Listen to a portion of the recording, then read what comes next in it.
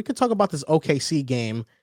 They won 92-87. Now, OKC, there was a point in time where I was really nervous about them in this game. It was another clutch time game, 5 minutes left.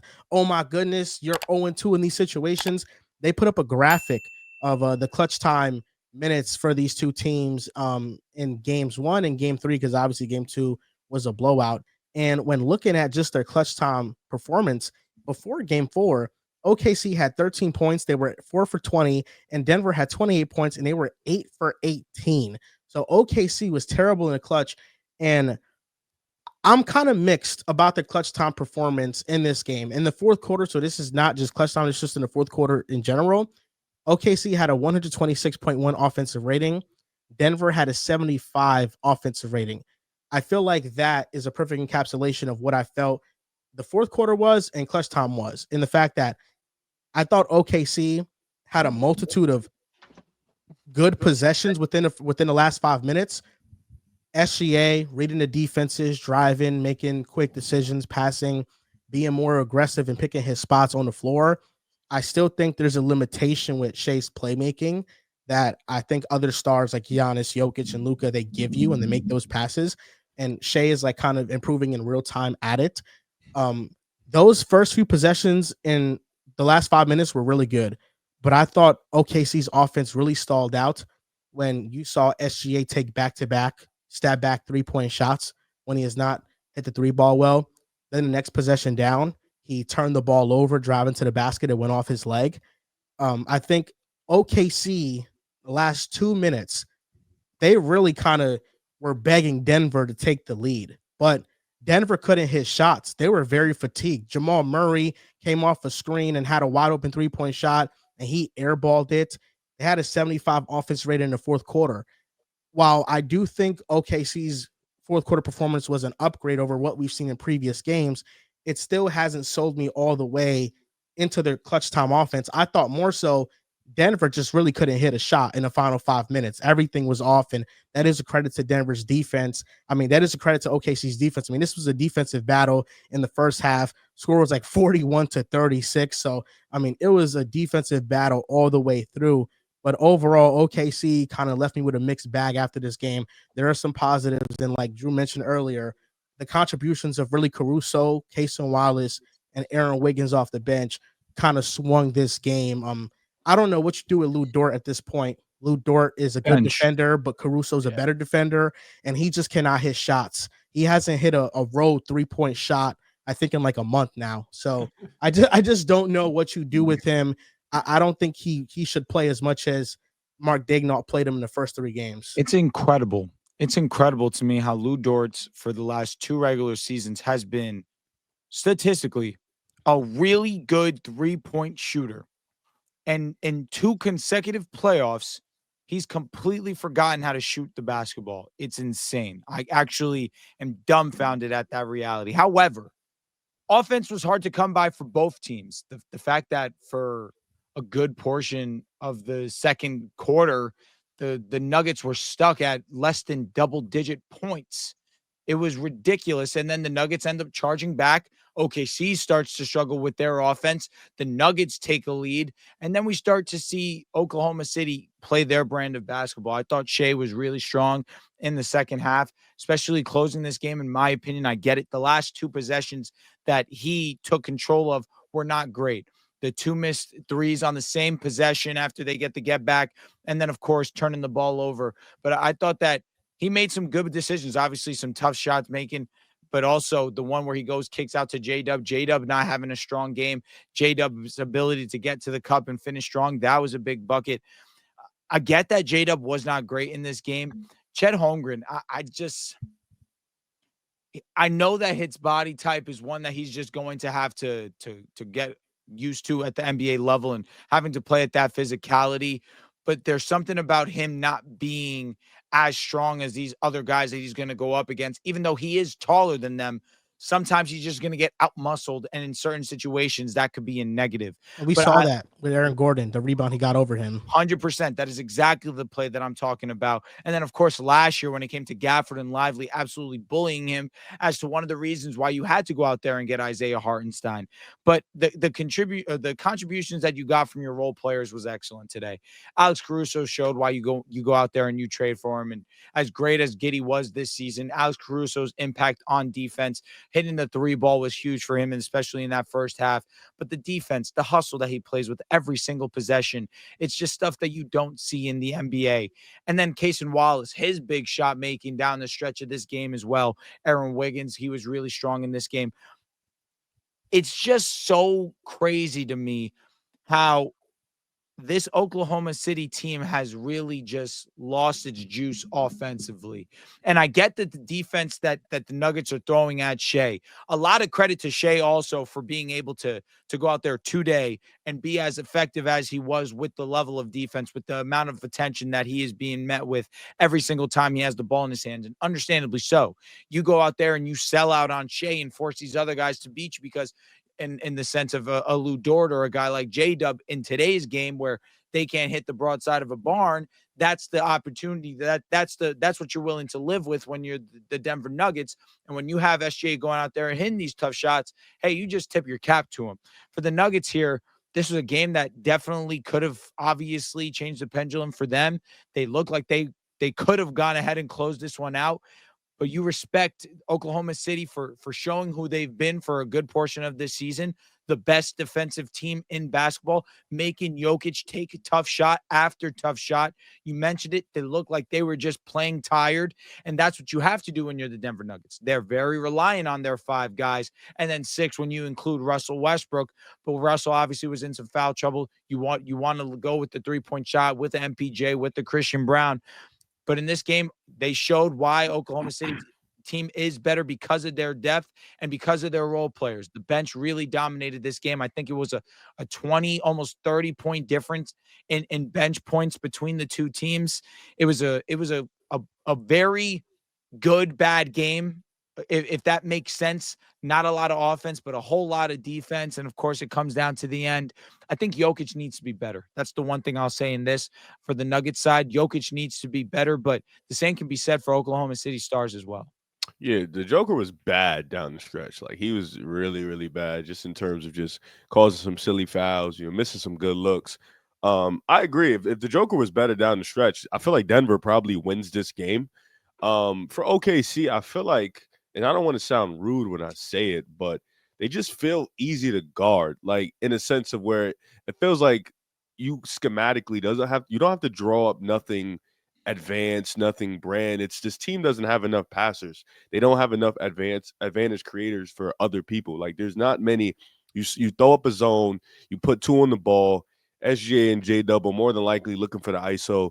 You swarm the paint. You have guys double help, and it's just like these guys feel like, or they forget how to play basketball. They don't have much movement with their ball handling. I think that's a tricky part, and I think that's why Denver's been able to get away with this defense because OKC plays a specific fashion on offense. They're very SGA reliant. They're very J Dub if he's on go reliant. Still trying to figure out what Chet's role is offensively. I know he had a good game 3. But just in terms of just game 1, game 2, and game 4, his offensive role has been a little bit sporadic, and that could be because maybe Hartenstein's on the floor. Maybe they just don't give him the ball a ton, but you need him on the floor because that defensive impact is always sound. But I feel like Aaron Gordon has been probably the third best player in the 100%, Riv. series, just the way he's been able to bring it on both ends in terms of the rebounding, the scoring impact, the clutch genes, just being a vocal impact player on both ends.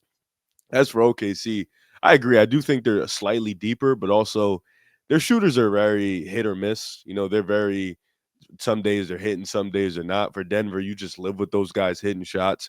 You have to worry about stopping SGA and J Dub. But I think 2-2, Denver has an opportunity where they can win game 5 of Oklahoma City. Oklahoma City is going to be rocking. Game 5 is going to be crazy. The fans are going to be there. It's just, for me, that fourth quarter, first of all, that first half, oh, God, awful Disgusting. basketball. But in terms of the second half, everything started to kick into gear. You saw defensively, Denver was able to do some things. They went on a little run, but like I mentioned, Aaron Wingers came in, hit 2 threes that were really important. In case of Wallace came in, he hit a couple of clutch shots. Alex Caruso hit a couple of clutch shots. SGA was able to be cool down the stretch, So I think, you want to. J Dub had an awful game and you still won the game, so that's really good. That means your team really prevailed and they, got the W.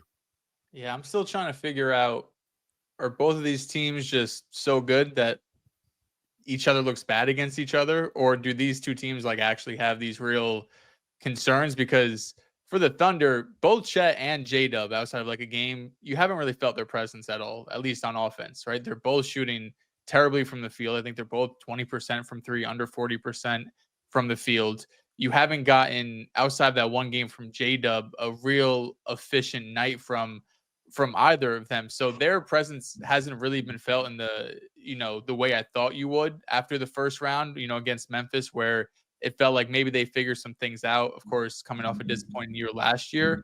And for the Nuggets, this is Jokic's probably his worst series in multiple years. I don't know, like multiple years at this point when it comes to the turnovers he's having, the inefficiency. He can't hit a three to save his life.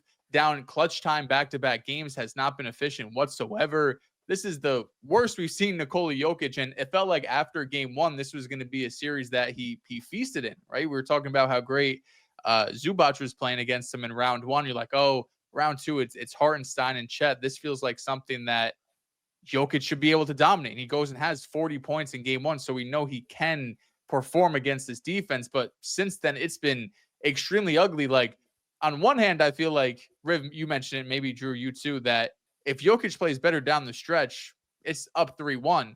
But in the same breath, I'm here. If I'm a Denver fan, I feel lucky being 2-2. Like, you have gotten 3 real stinkers from Jokic, where it's just stuff that we have not seen from him in a long time, right? Maybe for multiple years now, that he's had these consecutive games that he just not has been able to show up. And I think they've done a good job at, not giving him easy looks around the paint, and he's been settling for a lot of threes. Of course, he was 0 for 10 on Saturday night, was that?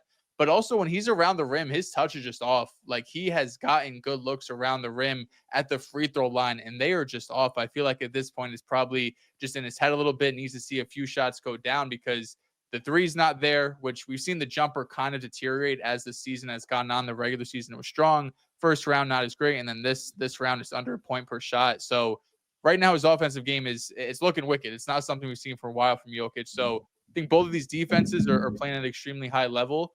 And I feel like whoever wins this series, they're going to give Minnesota a real chance, a real fight. I think that's going to be both Eastern and Western conferences are going to be interesting for different reasons. I feel like in the West, we're going to have two teams that are like closer in terms of like star talent and guys that are like, top level players. And then in the East, if it goes the way I think it's going to go, we have one team that's super deep with all of this talent, and then a Boston team that's coming off a championship with this firepower. So two kind of contrasting styles. But I think this series has been awesome, man. I think it's going to go 7 games, and I still can't really figure out who's going to win it.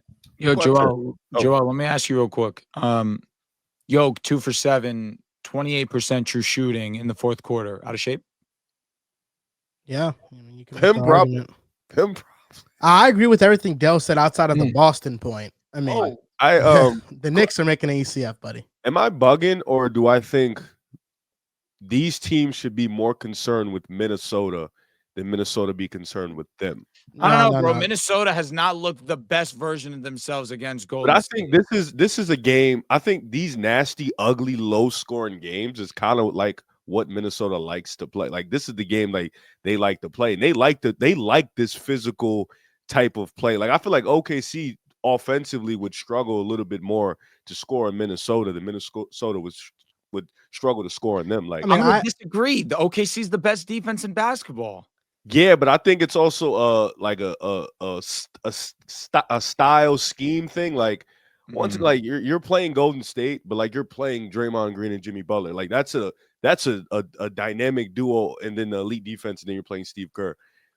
I don't know. It's like I feel like Minnesota, like their shooting has been pretty sporadic, but for the most part, like I think the last 2 games. Yeah, this ugly physical like game that they want to play. I think they're getting excited to play that type of series.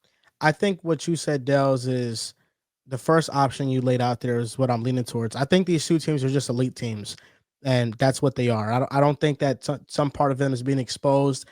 I think OKC not being battle tested in clutch time is something that's a real legitimate concern, but this series is giving them that experience that they need. This is a young team that is still learning on the fly, and I think we're watching that in real time. Um, but Denver has tapped into a level of play that I didn't think they were capable of. Offensively, they were very bad, and really Jokic hasn't been efficient this series. But defensively, they kicked up Incredible. to a level that I think that nobody expected out of them, and I think that's been the biggest difference in why they're in this scenario. What Drew said about the role players thing, I think, is what the biggest swing in this series is. OKC had 4 players today that they played over 10 minutes off the bench. One of them playing over 20 minutes, which was Caruso. And I think Kaysen was close to it. I think you have Caruso was at 28 minutes and Kaysen was at 22 minutes. So they had 2 players off the bench play over 20 minutes and 2 more play over 10 minutes. Denver only had 1 player who played over 20 minutes, or over 10 minutes off their bench. That was Russell Westbrook. Everybody else, Payne Watson, Julian Strother, they got less than 10 minutes. They both each got 8 minutes and 7 minutes each. If you cannot provide your best players with a breather, they're going to be gassed like this at the end of games. So I feel like we're looking at Denver, who it's such a quick turnaround time that if they can't rely on their bench to give them more serviceable minutes, then we're gonna see their legs at the end of games be really out of it, and those jump shots are going to be short. I agree that Jokic hasn't finished at the basket the best. I think OKC's rim protection is really getting tested Incredible. this series, and Hartenstein and Chet's verticality have been amazing and challenging Jokic, but I think it is the best defense in the NBA, and it is the best defense in the NBA for a reason. Not only do they have elite rim protection, but they have elite perimeter defenders. And maybe I'm getting ahead of myself, but I do think when Minnesota makes the conference finals, because I think they'll be going to state, Denver or OKC, I think Vegas will have them both favored in that series. Now, I understand what you're saying about the matchup thing, but I think Vegas, when they crunch up the numbers and do all that stuff, I think both teams will be favored against Minnesota. I just want to talk about the Jokic point because I just think he's missing shots we normally see him make too. I will say what Hartenstein, also Caruso in moments, of course, Chet Holmgren, they're making it incredibly difficult on him. And there's a reason why you went out there and were uber aggressive to go and bring in Isaiah Hartenstein for a series like this, for a matchup like this, because you know you're going to go up against the league's best in Nikola Jokic, and he's going to bully. If it were just Chet versus Jokic, we would see game one on a constant repeat. But with the physicality that Isaiah Hartenstein can bring to that matchup, of course, the switchability that Caruso provides, there's moments where I do think that Jokic should finish more. He should be more efficient. These are shots that we've watched for the last 5 years. Jokic absolutely just constantly hit and be the most consistent player in basketball up until these last 2 series. I just don't think we're seeing the most consistent version of Jokic for the first time while he's been the best in the world.